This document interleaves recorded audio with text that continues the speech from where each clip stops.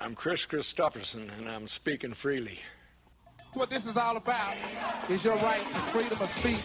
What made America great is an independent, vigorous press. If a jerk burns a flag, America is not threatened. Political speech is the heart of the First Amendment. For expressing their religious beliefs. Now is the time to make justice a reality for all the God's children.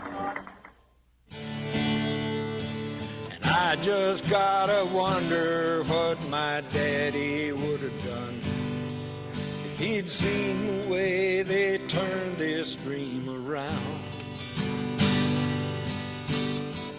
I gotta go by what he told me, try to tell the truth and stand your ground. Don't let the bastards get you down. Ladies and gentlemen, welcome to Speaking Freely, a weekly conversation about free speech in America. I'm Ken Paulson. Our guest today is a man who has used that freedom in remarkable ways, the highly respected songwriter, singer, and actor, Kris Kristofferson. Great to have you here. Thanks, Ken. You do not pull your punches, do you? You weren't going to warm this audience up with, like, me and Bobby McGee. You're going to go right for it, one of your toughest songs. You might as well know when to leave. The people who are still watching are going to be very much into the show, I'm sure. I hope so. You know, that has been the hallmark of your music, and you talk about telling the truth. You've made a practice throughout your career of writing songs that reflected what you really believed. Has there been an exception to that? I think I figured when I came here, that's what I came here to do. Right. You know, and of course, John Cash was an inspiration and a good example for me for that. When you say came here, I should tell our viewers that we are in Nashville, yes. a city that is not your home, but began your career. Well, it saved my life is what it did.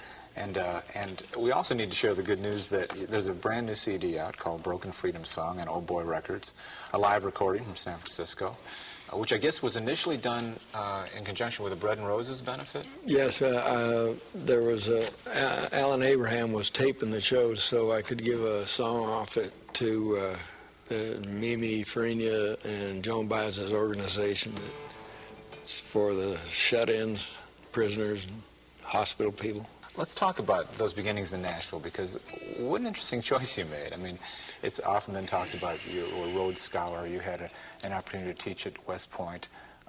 Your future was very bright in one direction, and then you took the ultimate risk, coming to Nashville, becoming a songwriter, and emptying ashtrays in a recording studio. That had to be horrifying to your family. You picked the right word, Ken. No, it was, for a few years there, about 4, it did look pretty stupid. But I've always felt like it was the best move I ever made, and just about in the nick of time. What drove you? I mean, how did you know that this is something you could do so well for the rest of your life? Well, I didn't know I could do anything.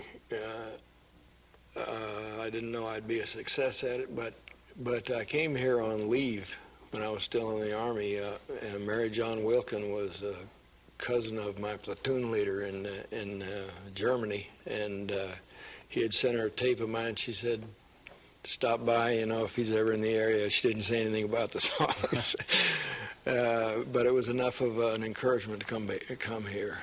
And in the 2 weeks I spent here, I just fell in love with it, with the whole way of life, with the whole music family. And we had actually Cowboy Jack Clement was on the show. Well, he was one of the first guys I met here. I mean, you fell immediately into the community. Yeah. And you met Johnny Cash very early on. Yeah. And well, Cowboy helped that out too. And there are people who are in this town now who have never run into people who can help their career, but there were people who actually were in a position to hear your music, and if they weren't willing to, you're going to find other ways. There is this great story, and I don't know if it's true or not, but you can set the record straight about you in a helicopter and Johnny Cash. Well, I have to go back before that. I'd known John about 1.5 years before I ever did anything that audacious. But I was his janitor over at Columbia Record Studios for about a year and a half.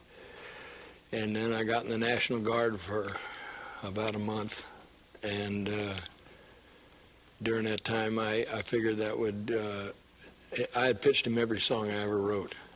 And he hadn't cut any of them, but he had always encouraged me and carried my lyrics around in his pocket, you know. And I figured I would impress him one way or another if I flew into there with that helicopter, and I did. Who was lucky I didn't crash it in the house, because they were pretty old helicopters we had. Who was the first one out the door, June or Johnny? You know, I can't remember. Yeah. I can't remember. They both got versions of it that kind of differ from mine, but I owe so much to them. I believe whatever they say. I think there's a quote from you that said you pitched every song you could to Johnny Cash because you were convinced he wasn't going to live very long, that he was on pills. He was a really skinny gentleman. Well, back in those days, it didn't look like he was going to be around much more. And Hank Williams only made it to 29. Yeah. Let me embarrass you with an early record called Vietnam Blues. Maybe you're not embarrassed by it. I'm not embarrassed about that. It's completely different from your later politics, and it was of the time.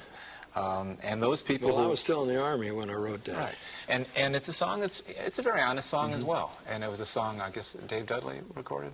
Dave Dudley cut it. Before that, Jack Sanders did it, and it made a friend, Harlan Howard, and Ralph Emery, which both of them were good friends. For those who haven't heard it, it's a song about a gentleman who's walking on the street and he sees protesters and they're actually handing around a petition asking to send condolences, I guess, to Ho Chi Minh, I guess. Yeah, it was a talking blues. Yeah, and then in the end you discover that the person who's singing is actually a soldier and he's headed off to Vietnam. It's a very powerful record. I just read that you had mixed feelings about the song later.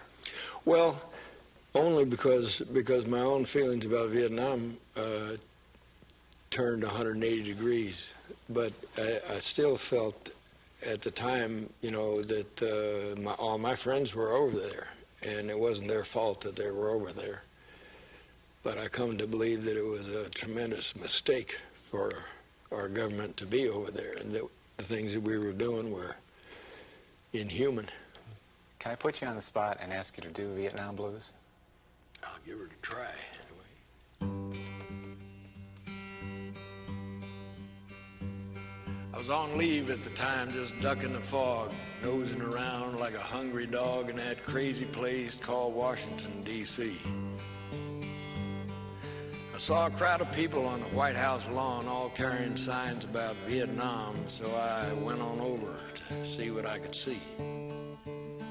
There was a strange-looking bunch, but I never did understand civilians. A fella came to me with a list in his hand, said we're gathering names to send a telegram of sympathy. Then he handed me a pen. Said, I reckon this is going to the children and wives of my friends over there who've given their lives. He says, buddy, this is going to Ho Chi Minh. I said, Ho Chi who? He said, Ho Chi Minh, people's leader, North Vietnam. Well, I wasn't real sure I was hearing him right, but I thought we better have moved before we got in a fight because my eyes were smarting and my pulse started hitting a lick. I thought about another telegram I'd read telling my buddy's wife that her husband was dead. It wasn't too long till I was feeling downright sick. Another held a sign that said, we won't fight. And I thought to myself, you got that right. You'd rather let a soldier die instead. I said, you ever stop to think that every man who died there in that far-off land was dying so that you won't wake up dead? Of course, he looked at me like I was crazy. Just another warmonger. Well, I left that place and went to town and hit the first bar that I found to cool myself and pacify my brain. See, I was on orders back to Vietnam to a little place just north of Saigon, and I had about an hour to catch my plane. So all I mean to say is, I don't like dying either, but I care about the way I live. But it was a good song. It was well written. and one of your earliest commercial successes. Well, I don't think it was a commercial. You make any money at all from that song? I don't, $7 or something, maybe. Well, in 60s money, but that if was... it got Harlan to be nice to me, it was worth it. And then you fell in with Roger Miller at one point, who had to be also a remarkable guy. Yeah, I didn't meet Roger. Well, I met him as a janitor during a brief session one time, and didn't get to know him until some years later, back when John was doing the television show. And Mickey Newberry told Roger about Bobby McGee, and he cut the first version of Bobby McGee. There's a story about you actually playing that for Miller on an airplane. You had to go... Had to teach it to him on the way back to Nashville. And that was probably your biggest hit at the time, wasn't it, when Roger Miller covered that? Well, yeah. It was the first, but there were about 4 that were all kind of tied in with that show, of John's show, that were cut within a period of about a month. Ray Price cut For the Good Times first, and then Roger did that, and Sammy Smith did Help Me Make It Through the Night, and then John cut Sunday Morning Coming Down on the show, and they used the live version of it. Well, let's talk about that, because this show is about free speech in part, and making choices, and there were people on that show who did not want Johnny Cash to sing your lyrics. Well, the television part of it, I think, brought the censorship in, because they were all worried about the line, "Wishing, Lord, that I was stoned." And I remember Bob Tubert suggested maybe you could say "wishing I was home," you know, and we were all standing around there. I said, you know what, it's not the same. And John didn't let on. He never said a word, you know. I had no idea what he was going to end up doing until he sang it that night. And when he got to that line, he looked up at me in the balcony and said, "Wishing, Lord, that I was stoned." And I'm convinced that had he changed that line, I'd have gone with it, and it never would have been the powerful song that it was. You recorded, actually, you wrote a number of powerful songs, and you cited a couple of them. What's remarkable listening to songs like For the Good Times and Help Me Make It Through the Night, which are both classics now on the radio all the time, is how controversial they seemed to be when they first came out. Yeah. And beginning with For the Good Times, why was that groundbreaking? Why was that regarded too adult?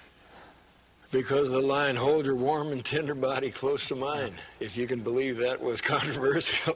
It kept the first guy, Bill Nash, I think his name was, that recorded, Jerry Kennedy recorded him on, and had a good record, just like Ray's Sunday Morning Coming Down was a good record. And they wouldn't play it on the air. I know there was a big radio station in New York that was pretty important for country music at the time, and they said the lyrics were too racy or something. As a writer, especially a young writer who's hungry, isn't there a temptation to just change the line? No. I'm sorry, I had so few songs recorded anyway, there was no point in changing the lines in them, you know. I figured I might as well stick to my guns while I was there. Well, you also stuck to your guns on Help Me Make It Through the Night, which I get a little bit more. That's a little bit more explicit in terms of... Yeah. Well, you won the Country Music Association Award for Song of the Year for Sunday Morning Coming Down, and all these hits. And, you know, you clearly were the hottest songwriter in America. What took you from that writing career to being in front of the microphone, being a performer? Johnny Cash put me on his show at the Newport Folk Festival in '69, same year that he had the TV show.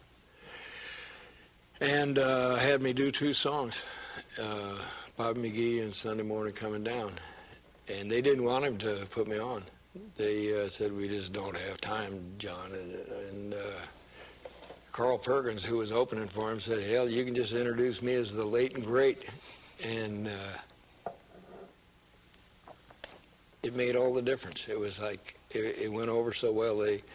They held me over for some workshops the next couple of days, singing with guys like James Taylor and Joni Mitchell and Ramblin' Jack Elliott and the Everly Brothers. It was heaven. Had you played in front of an audience before?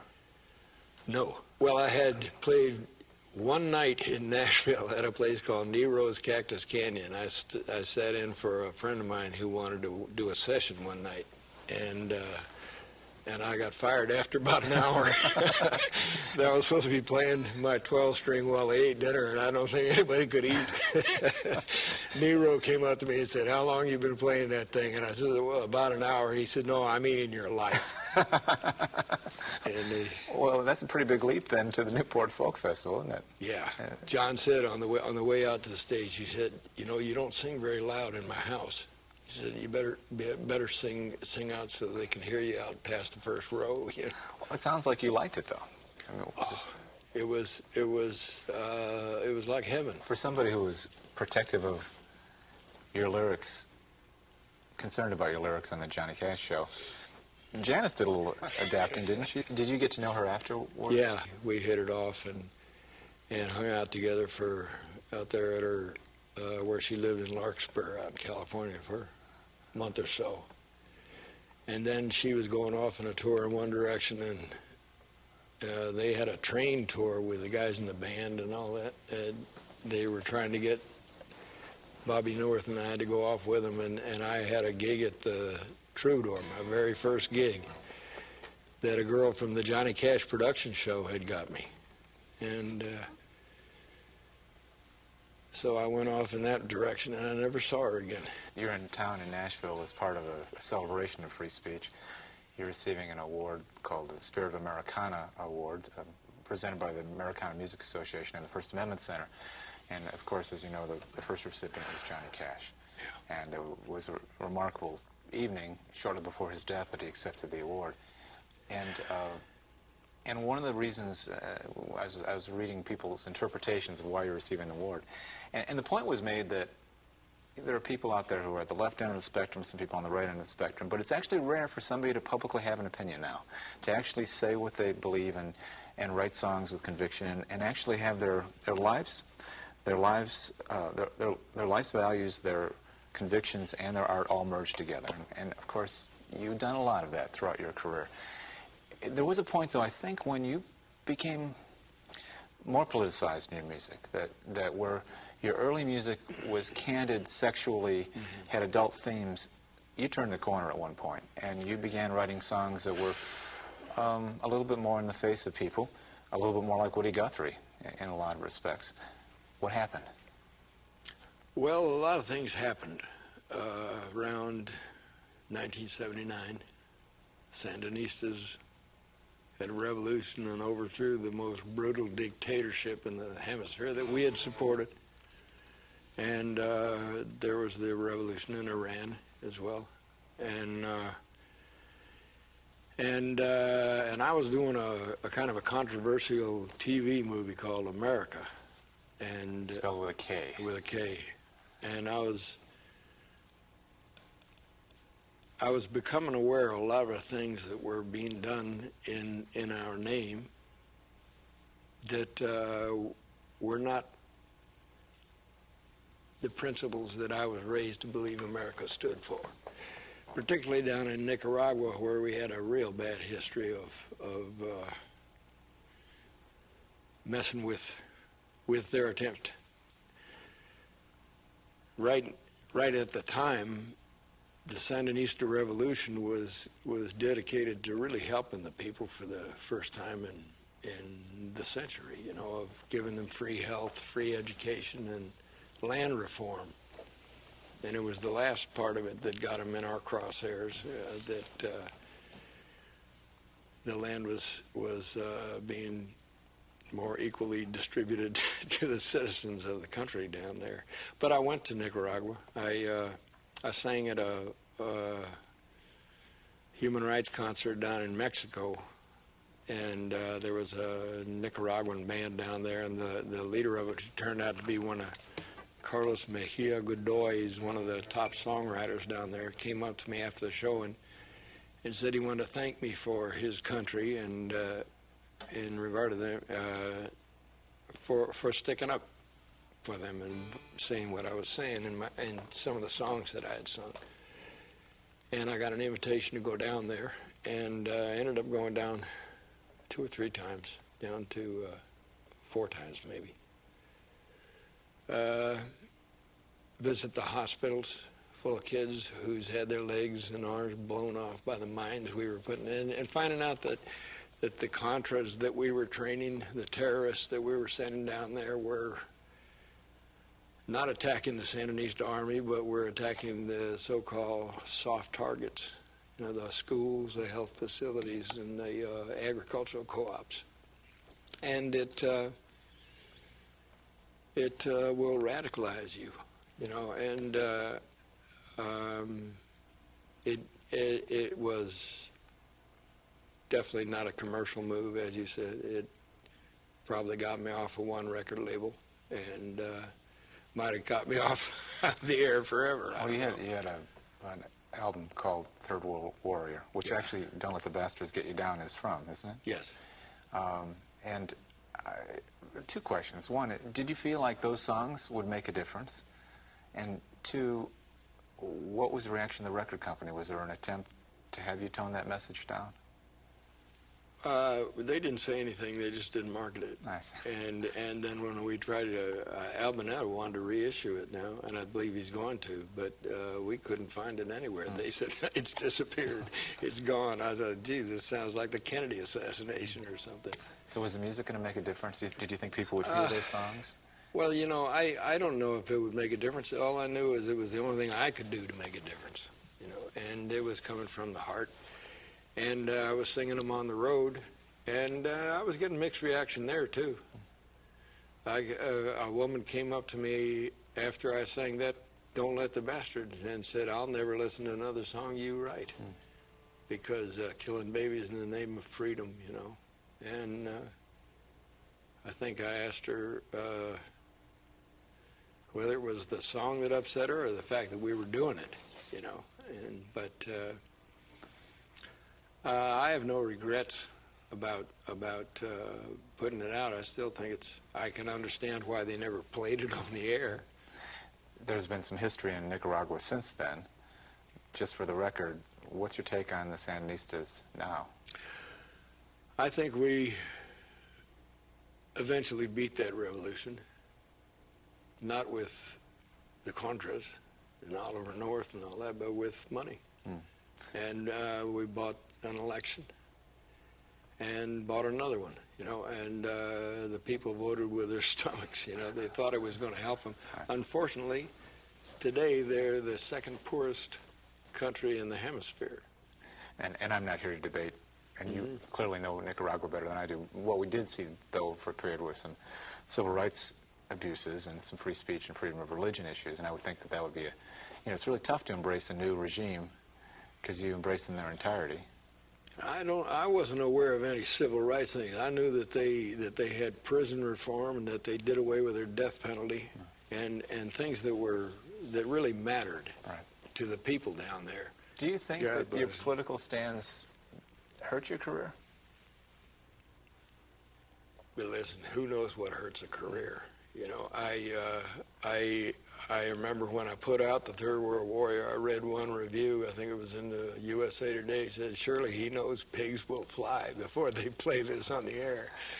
But I can't think that anything hurt my career. I can't think of anything that I would have done differently, because I'm pretty happy with my life the way it is right now. You know, I got a beautiful family, and I'm still able to do what I love for a living. You know. Well, we focused on the music, but we cannot ignore the fact you've had a remarkable film and television career as well. Yeah. And you mentioned America, which was a controversial show about if the Nazis had actually won World War II. Yeah. Well, you know, I was trying to justify how that could have happened. That scenario where I think it was the Russians end up taking over, or the UN or somebody taking over the U.S. and I thought at the time, you know, it could only happen if the rest of the world finally got together and said, enough. Now, what's been going on lately could cause that. To the rest of the world just finally just say, listen, you got no right to be the only superpower of the world going around where fighting anybody you want to, in whatever name you want to call it, you know. I mean, they look at what we did in Iraq as terrorism. And it was state-sponsored terrorism, you know. I'm in an awkward position because I grew up in the Second World War, you know, and before, during, and after, and believing in God and honor and country, you know, and duty, and I still respect the troops. I just don't agree with the policy. Our guest this week, Kris Kristofferson. Please join us again next week for Speaking Freely. Join us next week as we continue our discussion on free expression and the arts.